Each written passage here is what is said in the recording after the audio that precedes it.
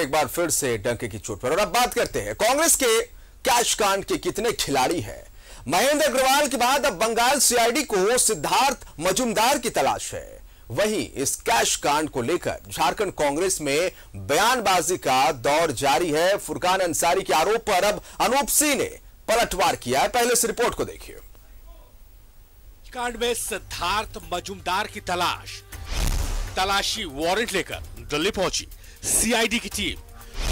पश्चिम Bengal CID और Delhi police में ठनी। Cash कांड को लेकर बंगाल सीआईडी को सिद्धार्थ मजूमदार की तलाश है। बंगाल सीआईडी ने दावा किया है कि तीनों विधायकों से पूछताछ में सिद्धार्थ मजूमदार का नाम सामने आया है, जिसके बाद बंगाल सीआईडी की टीम सिद्धार्थ मजूमदार के घर की तलाशी के लिए दिल्ली पहुंची। लेकिन सीआईडी ने आरोप लगाया है कि दिल्ली पुलिस ने सीआईडी की टीम को कार्रवाई करने से रोक दिया। लेकिन सीआईडी के इस आरोपों का दिल्ली पुलिस ने खंडन किया है। सूत्रों की माने तो जिस अधिकारी का नाम सर्च वारंट में है और उसके बदले कोई दूसरा जांच अधिकारी दिल्ली पहुंचा था, जिसके कारण दिल्ली पुलिस अपने स्तर से जांच कर रही थी। लेकिन कांग्रेस ने इस पर सवाल उठाए हैं। कोई पुलिस हो, कोई सरकार हो, जांच में बाधा देने का हमें लगता है कि इस प्रकार का प्रयास ना होना चाहिए। सच को सामने आने देना चाहिए।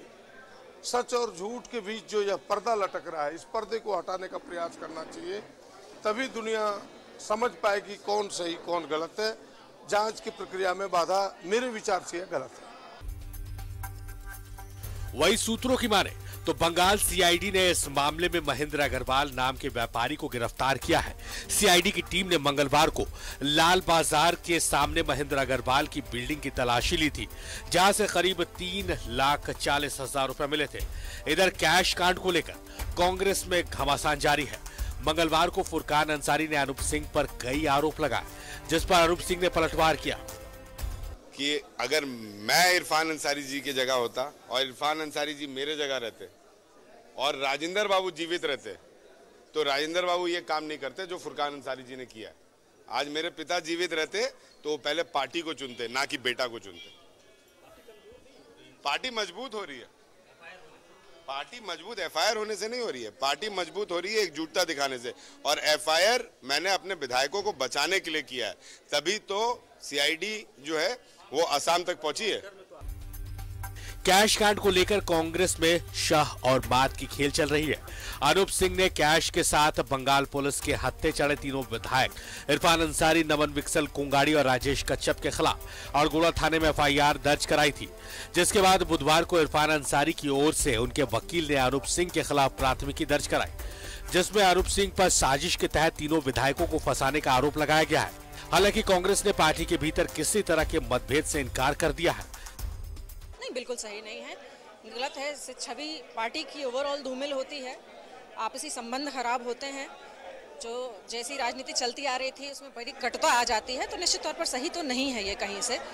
लेकिन परिस्थितियां ऐसी बन गई हैं कि और लोगों में धैर्य नहीं है सुनने समझने का, और जो कि हम जांच का वेट करें या निष्कर्ष निकलने का जो है इंतजार करें, उतना है नहीं धैर्य। शायद इसकी वजह से ये सारी समस्याएं हैं। 30 जुलाई को कैश के साथ कांग्रेस के 3 विधायक धराए। हावड़ा पुलिस ने 49 लाख के साथ 3 विधायकों को पकड़ा। 31 जुलाई को अनूप सिंह ने अड़गोड़ा थाने में दर्ज कराई एफआईआर। 31 जुलाई को कांग्रेस के तीनों विधायकों को पार्टी ने किया सस्पेंड। 2 अगस्त को अनूप सिंह की असम सीएम के साथ सामने आई तस्वीरें। इरफान के वकील ने अड़गोड़ा थाने में प्राथमिकी के लिए आवेदन दिया। अनूप सिंह पर साजिश के तहत तीनों विधायकों को फंसाने का आरोप। अब बंगाल सीआईडी को सिद्धार्थ मजूमदार की तलाश। न्यूज़ 11 भारत के लिए दिल्ली से अमर के साथ रांची से राकेश विपिन और राजेश कुमार की रिपोर्ट। सहयोगी शारिफ इब्राहिम हमारे साथ लाइव जुड़े हुए, उनका रुख कर लेते हैं। शारिफ इब्राहिम, हर दिन नए खुलासे, हर दिन नया मोड़। पहले महेंद्र अग्रवाल का नाम सामने आया, अब सिद्धार्थ मजूमदार का नाम सामने आ रहा है। कोलकाता सीआईडी की टीम दिल्ली पहुंची थी, हालांकि कुछ त्रुटियों के साथ दिल्ली पुलिस ने इन्हें आगे की कार्रवाई करने नहीं दिया। लेकिन सवाल यही है कि हर दिन नए खुलासे, हर दिन नया मोड़, ये जो स्थिति बनती हुई दिखाई दे रही है, किस ओर लेके जाएगी ये स्थिति, जानकारी आपसे चाहेंगे। देखिए जिशान, देश की सियासत में एक नई परिपाटी, एक नई परिभाषा लिखी जा रही है कि कोई एजेंसी, कोई जांच एजेंसी या कोई पुलिस अगर कार्रवाई करती है किसी मामले में, तो दूसरी स्टेट पुलिस उसमें विघन डालती है, उसमें खलल डालती है, रोका जाता है। आपने देखा कि सीबीआई की कार्रवाई को रोका गया, ईडी का विरोध हुआ। उसके बाद ये लेटेस्ट आप देख रहे हैं कि ये कैश कांड मामले में सीआईडी की टीम पहुंचती वहां पर। हालांकि इसमें टेक्निकल फॉल्ट था कि जो केस आई हुआ या फिर जिनके नाम पर वारंट है जो अधिकारी, वो उपस्थित नहीं थे। तो इतनी बड़ी फॉल्ट कैसे सीआईडी बंगाल पुलिस कर रही है, ये समझ से परे है। हालांकि उसको लेकर इस मामले को पैच करने के लिए एडीजी और 2 आईजी रैंक के अधिकारी फ्लाई किए हैं कलकत्ता से दिल्ली। अब वहां पहुंचकर अधिकारियों से दिल्ली पुलिस की बात करेंगे, उसके बाद क्या कुछ होता देखना होगा। लेकिन जो बातें हो रही है कि अगर सहयोग एक दूसरे स्टेट की पुलिस या जांच एजेंसियों को नहीं किया जा रहा, अगर तरीके से इस पूरे मामले में जांच हो, डे 1 से बात हो रही है। देखिए बहुत स्पष्ट चीज है कि जो घूस देता है वो तो, जो ले रहा है वो तो आरोपी है ही है, मगर जो घूस देता है वो भी आरोपी है। और एसीबी की जो इधर कार्रवाई है, तो एसीबी की शिकायत, अगर कोई शिकायत करता है और उसके बाद वो घूस देता है, तो वो एक प्लांट बैठाया जाता है कि आप पैसे लेकर जाइए और हम वहां पर रंगे हाथों पकड़ेंगे। मगर इस तरह की कार्रवाई जो डे 1 से जो बात हो रही थी कि आप घूस लिए, आरोपी पकड़े गए, उन्हें अगर पैसे लिए हैं उन्होंने घूस के, ये जांच का विषय है, तो वो जेल सलाखों के पीछे है। लेकिन किसने पैसे दिए, कौन कौन से लोग इसमें इन्वॉल्व है, तो तह तक जाकर जांच करने की आवश्यकता है। देखिए अग्रवाल का नाम आया, उसके बाद फिर सिद्धार्थ मजूमदार का नाम सामने आ रहा है। और तरीके से, क्योंकि ये 2-3 स्टेट्स में फैला हुआ पूरा मामला है, झारखंड से इसके कनेक्शन है, इसके कनेक्शन बंगाल से भी है, इसके कनेक्शन असम से भी है, इसके कनेक्शन अब दिल्ली से भी आ रहे हैं। तो 4 स्टेट हो गया, 4 स्टेट यानी कि 4 अलग अलग पुलिस। तो अगर कॉपरेशन नहीं होगा इस तरह से, तो पुलिस को या जांच एजेंसियों को काम करने में कठिनाई होगी। और कॉपरेशन अगर मिलेगा, एक दूसरे स्टेट के पुलिस को अगर कॉपरेशन मिलेगा जिशान, तो तय मानकर चलिए कि इस मामले में कई ऐसे नाम आएंगे जो चौंकाने वाले होंगे और कई ऐसे खुलासे होंगे जो लोग जिसकी शायद कल्पना भी नहीं कर सकते। और कई ऐसे नाम आएंगे जो अभी भी पर्दे के पीछे छुपे हुए हैं और उनका बाहर आना बहुत बेहद जरूरी है। क्योंकि एक खेल हुआ है, अगर पैसे का खेल हुआ है, डील हुई है, तो उस डील की जानकारी भी जनता को जानने का हक है। और उस डील में कौन कौन लोग शामिल थे या किनको किनको शामिल होना था या किया जाना था, ये बात भी जनता तक पहुंचनी चाहिए। तब इसके बाद ये एक मैसेज आएगा कि अगर आप इस तरह के चीजों में, भ्रष्टाचार में आप लिप्त होते हैं और अगर परत दर परत खुलने लगती हैं बातें, तो तमाम लोग जो है, जो बिहाइंड द कर्टन रहकर उनको लगता है कि हम इस तरह का खेल कर देंगे और हमारा नाम सामने नहीं आएगा, हम बचे रहेंगे, पाक दामन रहेंगे, तो वैसे लोग भी डरेंगे। तो यहां पर जरूरत इस बात की है कि सहयोग किया जाए एजेंसी को, सहयोग किया जाए पुलिस को। हालांकि टेक्निकल फॉल्ट है, उसमें हम नहीं कहेंगे कि उसमें दिल्ली पुलिस ने जो किया वो सही किया, गलत किया, क्योंकि ये पुलिसिंग का मामला है। तो उसमें कुछ टेक्निकल फॉल्ट्स थे कि जो आईओ है या फिर जो वारंट में जो नाम है वो अधिकारी वहां मौजूद नहीं थे। तो ये एक जस्टिफाइड वैलिड पॉइंट लगता है। मगर हाल के दिनों में इस तरह के देश में देखने को मिल रहा है कि सीबीआई की रेड कहीं पड़ रही तो उसका विरोध होने लग रहा है, ईडी कार्रवाई पर विरोध होने लग रहा है। तो ये सब सारी चीजें अगर नहीं होगी जिशान, और तरीके से जो जांच एजेंसी है सीआईडी जांच कर रही है, बंगाल पुलिस की विंग सीआईडी कर रही है, अगर सीआईडी जांच करे और तह तक पहुंचे तो बहुत चौंकाने वाले इसमें खुलासे होंगे, जो खुलासे होने अभी बाकी हैं। कैश कांड में झारखंड में भी सियासत जिस तरह से देखने को मिल रही है, अब देखिए कि विधायक इरफान अंसारी के पिता फुरकान अंसारी और बेरमो के विधायक अनूप सिंह, बयानबाजी इस समय सुर्खियां बटोर रही है। अनूप सिंह ने कहा है कि अगर मेरे पिता जिंदा होते तो वो बेटे की जगह पार्टी को चुनते। क्या आशय निकाला जाए इस पूरे बयानबाजी पर?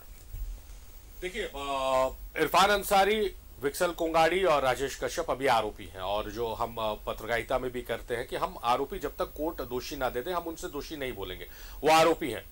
तो एक फुरकान अंसारी का जिस तरह से बचाव में आना अपने बेटे का, तो ये लाजमी है, इसमें कोई कॉन्ट्राडिक्टरी स्टेटमेंट नहीं है या उसको गलत नहीं ठहराया जा सकता। कोई भी पिता या कोई भी पुत्र अपने पिता, अपने पुत्र के लिए यही काम करेगा।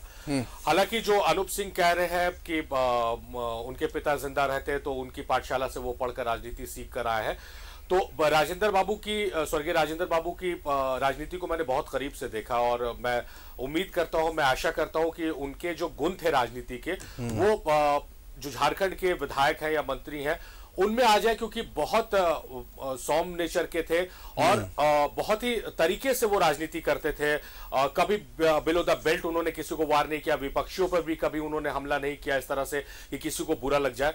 तो हम तो चाहते हैं कि अच्छी चीजें जो राजनीति में है उसका अनुसरण करना चाहिए, उसे लेना चाहिए। तो स्वर्गीय राजेंद्र बाबू में बहुत सारे ऐसे अच्छे गुण थे जिसे लेने की आवश्यकता है। बहरहाल अब मुद्दे पर लौटते हैं। जो अनूप सिंह का बयान आ रहा है या फुरकान अंसारी जिस तरह से कर रहे हैं, जो कांग्रेस की बात हो रही थी, कांग्रेस को अभी इस पूरे मामले में अभी अपने विधायकों को, अपने मंत्रियों को, अपने नेताओं को बयानों से बचने की ताकीद देनी चाहिए और स्ट्रिक्ट इंस्ट्रक्शंस देने चाहिए। क्योंकि देखिए, पिक एंड पॉकेट्स में कोई कुछ उधर बोल दे रहा है, कोई कुछ उधर बोल दे रहा है, तो इससे मायने बहुत सारे निकल रहे हैं। जैसा आप भी अनूप सिंह के बयान के मायने पूछ रहे हैं, जाहिर तौर पर एक पत्रकार की यह जिज्ञासा होगी कि आखिर क्या मायने, क्यों ये कहा जा रहा है। तो अभी जांच हो रही है, आप अभी आरोपी हैं, आप उस तरफ है, आपको शक की निगाह से देखा जा रहा है। तो जरूरत इस बात की है कि जो जांच एजेंसी जांच करने देनी चाहिए। आला कमान ने जो निर्णय लिया, 7 दिनों का वक्त दिया है, वक्त में क्या जस्टिफिकेशन वो देते हैं, क्या अपनी बातों को रख पाते हैं, नहीं रख पाते, उसके बाद कोई निर्णय हो और उसके बाद फिर आप बयानों पर चाहिए।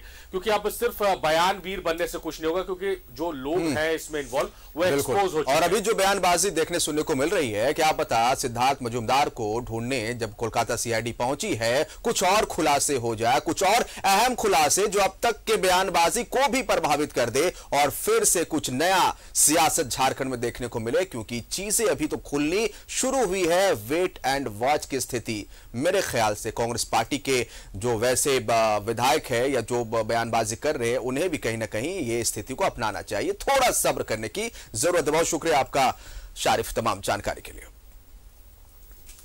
और अब बात करते हैं उपराष्ट्रपति चुनाव को लेकर। जेएमएम ने अपना स्टैंड साफ कर दिया है।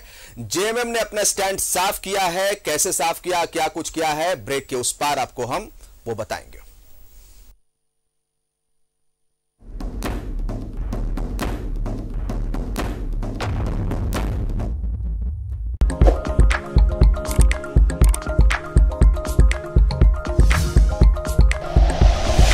Like and share videos, subscribe करें हमारा चैनल और प्रेस करें बेल आइकॉन। न्यूज़ 11 भारत, सच है तो दिखेगा।